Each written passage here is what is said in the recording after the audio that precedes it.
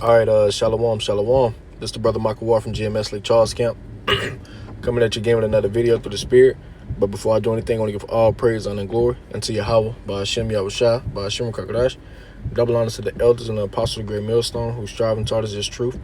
And blessing to you, brothers across four winds, pushing this truth with sincerity. All right, the title of this video is going to be called Famine is Coming, And when I say a famine is coming, it's going to be a famine of the word, because we're not going to be, giving this warning, blowing this trumpet for too much longer. Now is the time to take heed. Now is the time to, seek Yahweh by Shem Yahushua while he may be found, because pretty soon he is going to hide his face from this world, man, and you're not going to be able to, go on YouTube, look up videos, run across the prophets, or even go out to the camp spots, because the Lord is going to put that to an end. So now is the time to take heed if you can. This is Ezekiel chapter 3 and 17. It says, Son of man, I have made thee a watchman into the house of Israel.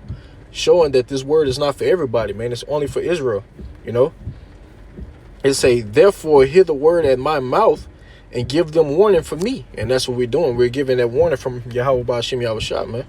Letting you know to turn back to the Lord. Letting you know what's to come to this place. Letting you know that this place doesn't have a good ending to it, man. This place is going to get hit with some ICBM missiles, man.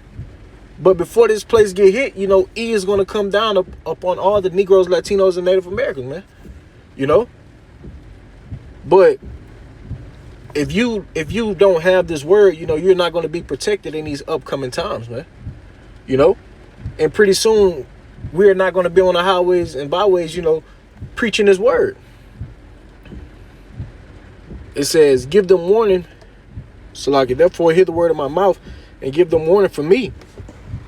When I say unto the wicked, thou shalt surely die, and thou givest him not warning, nor speak it to warn the wicked for his wicked way to save his life, the same wicked man should die in his iniquity, but his blood will I require at thy hand, right, man? And that's why we on the highways and byways giving that warning, because having this word and not giving that warning, letting the people know right from wrong, yes, he's going to get it, but he's going to get it, but you're also going to get it too. Why? Because you didn't give that warning like you were supposed to. The scriptures say, I have made thee a watchman. Hear the word of my mouth and give them warning. So by you having this word and not giving them warning, watching them go off, not letting them know, hey, blood is going to be required, man. Verse 19, it say, yet if thou warn the wicked and he turn not from his wickedness, nor from his wicked way, he shall surely die in his iniquity. But thou hast delivered thy soul. Right, man. And that's why we be out on the highways and byways giving that warning. It might sound like we saying the same thing over and over, but that's a warning. Letting you know, hey, man, get right, man. The Lord is not coming back to play. Hey, get right, man. Hey, the Lord, hey, pretty soon he's going to come back and his blood, great bloodshed is going to be up on this place, man. He's not coming back to do no talking. Like it speaks about in Matthew, think not that I come to send peace on earth. I come not to send peace, but a sword. And we letting all people know that the Lord is coming back, man. And when he come back, it's going to get cracking out here. The angels are going to be getting busy, And if you ain't taking heed to this word, ain't no telling what the angels are going to do to you, man. The scripture talks about it being judgment without mercy. So by people being in that YOLO spirit, you only live once. No, this is a death that you don't want to partake in, man. We talking about the creator, And I'm going to jump down to Ezekiel 3 and chapter 26. It say, and I will make thy tongue cleave to the roof of thy mouth, and thou shalt be dumb, and should not be to them a reproof, for they are a rebellious house. Right, man? They didn't want to get it, But once they start seeing everything that, the men of the Lord had been speaking, they're going to want to listen then. They're going to be looking for the prophets. Yeah, man, I remember they used to be at this camp spot. You know, they used to post up on here on this day, then meet up on here on this day, but it's going to be too late. Because you had time to get it, but you didn't want to get it, man. You know? So, if you can get it, hey, hold on to it, man. Don't play with the Lord. The Lord is not somebody, you know, you want to play with. You know? The scripture says it's a fearful thing to fall into the hands of the living power, man. These niggas done forgot the fear of Yahweh Bashim Yahushua, man. Because they feel like they done got away with so much, not knowing that you're going to have to answer for that shit. You know? This is Proverbs chapter 1 and verse 24. It says, because I have called and ye refuse. I have stretched out my hand and no man regarded. It says, but ye have said enough. Salaki, let me stop right there. Yeah, right, man. The Lord is stretching out his hand. How is he stretching out his hand? Through the prophets that he set up from the beginning, man. You know? Just because we don't have on, you know, fancy 3-piece suits, you know, we not in the church house don't mean we don't have the true word, man. Don't mean we are not out there speaking the truth, man. Verse 25, it say, but ye have said at naught at all my counsel, and will none of my reproof. Also, I will laugh at your calamity. I will mock when your fear cometh, right? Because we've been telling you these things, man.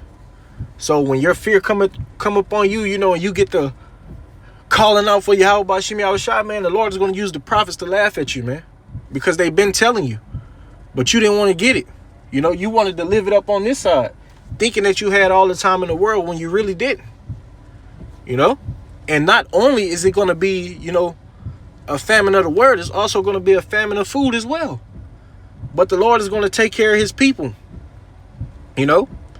That's why it's important to turn back and serve Yahweh Bashim Yahushua, man. He's going to take care of those. He's going to take care of those that love him, man. You know, those that have been doing everything to please him, he's going to take care of you in these upcoming times. Because these is going to be some bad times, man. This is Isaiah chapter 65 and verse 13. It say, therefore thus said Yahweh power, behold, my servant should eat, but ye should be hungry. Behold, my servant should drink, but ye should be thirsty. Behold, my servant should rejoice, but ye should be ashamed. Right, man? So if it's a famine of food, that means it's no food nowhere. You know? It's a lack of food. You know? And I looked up earlier, you know, how much food... Hold on, let me get back to it. Let me see. How much food do the average American have in a household, you know, to last if a famine hit? It said about 3 or 4 days, depending on how, you know, you go about it, man. Depending on how much you eat. You know, about 3-4 days. It said the longest would be like a week and a half. You know? But the prophets are going to be taken care of, man. We're going to be getting fed and we're going to be, you know, drinking, you know. The Lord is going to show out. You know? And if you don't believe that, hey, whoop-de-doo, man. You know?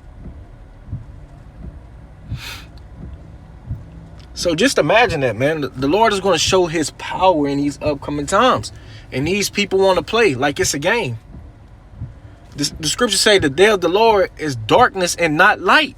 He's not coming to play. You know? He's not coming to play with you people. But yet everybody think it's a game. You know? This is Habakkuk chapter 1 and verse 5. It say, behold, ye among the heathens, and regard it and wonder and marvelous.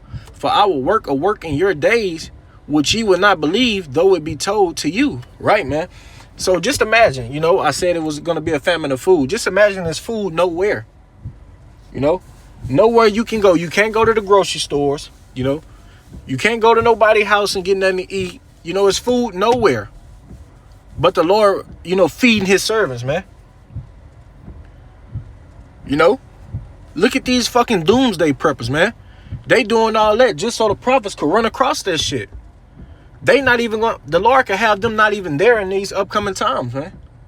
And then the prophets run across that shit and be able to feed, you know, their household.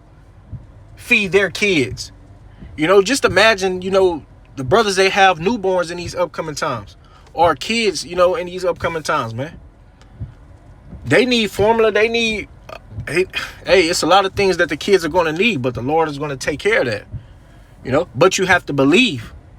You have to believe that the Lord is going to show out, man. This is Proverbs chapter 3 and verse 5. It say, trust in the Lord with all thy heart.